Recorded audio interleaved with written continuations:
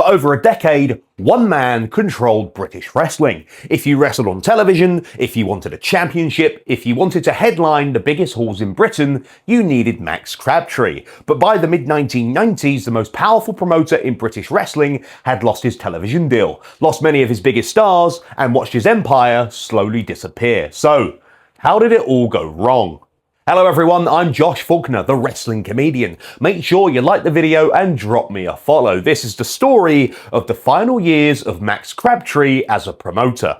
To understand the ending, you first have to understand just how successful Max Crabtree was. After taking control of joint promotions in the 1970s, he transformed British wrestling. He persuaded his brother Shirley Crabtree to return to the ring, repackaged him as Big Daddy, and built the company around him. It worked beyond anyone's wildest expectations.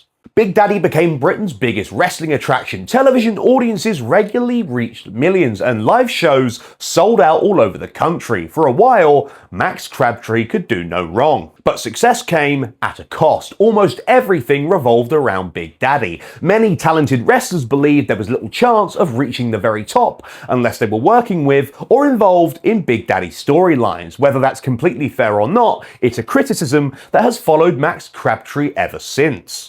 As the 1980s progressed, more and more established wrestlers began leaving joint promotions. Johnny Saint, Rollerball Rocco, Fit Finlay, Steve Regal, Tony Sinclair, many headed to Brian Dixon's All-Star Wrestling, or they looked overseas to Japan, Europe and North America for fresh opportunities.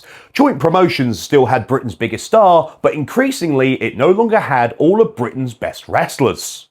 Then came one of the biggest blows of all. In 1985, ITV cancelled World of Sport, and although wrestling survived for a short while in its own slot, it never enjoyed the same audiences again, and for decades, Saturday afternoon had introduced millions of people to British wrestling, but without that platform, everything became much harder. Things became even more difficult when Brian Dixon's All-Star Wrestling began sharing ITV wrestling coverage. At the same time, the WWF was exploding in popularity. British fans who had grown up watching the rounds matches and technical wrestling were suddenly watching Hulk Hogan, Randy Savage, and Roddy Piper. British wrestling suddenly looked old-fashioned compared to the bright lights of America. By the early 1990s, joint promotions had become ring wrestling stars. The television exposure had gone. Many of the major stars had left. But Max Crabtree wasn't ready to walk away. He continued touring traditional venues all over the country, relying on the formula that had served him well for so many years, and remarkably, Big Daddy was still drawing crowds. Then came another huge turning point. In December 1993, Big Daddy suffered a stroke and retired from wrestling. For most promoters, losing the biggest attraction in the history of British wrestling would have been impossible to recover from. Max tried one last roll of the dice. He brought in Davey Boy Smith, fresh from the WWF. The British Bulldog became the headline attraction for ring wrestling stars during 1994, and it was a clever move. Fans finally had the chance to see one of British wrestling's biggest international stars working regularly back home, but even Bulldog couldn't replace Big Daddy. Without television, without Big Daddy, and with audiences continuing to fall, the business simply wasn't sustainable anymore.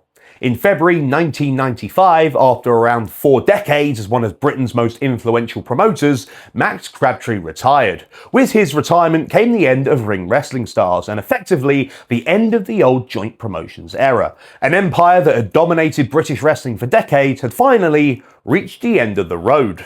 Looking back today, Max Crabtree remains one of the most divisive figures in British wrestling. Some believe he saved the industry by creating Big Daddy and keeping wrestling in front of millions of viewers for over a decade. Others argue that by focusing so heavily on one attraction, he stopped the next generation from becoming stars and left British wrestling unprepared for the future. The truth probably lies somewhere in the middle. Without Max Crabtree, British wrestling would never have experienced the incredible boom of the late 1970s and early 1980s. But when the world around him changed, television changed, fans changed, and American wrestling changed, Max Crabtree never truly changed with it. And that may ultimately have been the reason Britain's biggest wrestling empire finally collapsed. But I want to hear from you. Do you think Max Crabtree saved British wrestling, or did he accidentally hold it back? Let me know in the comments. And if you want more wrestling stories, opinions, and laughs, you know what to do. And remember, I'll see you on the next one.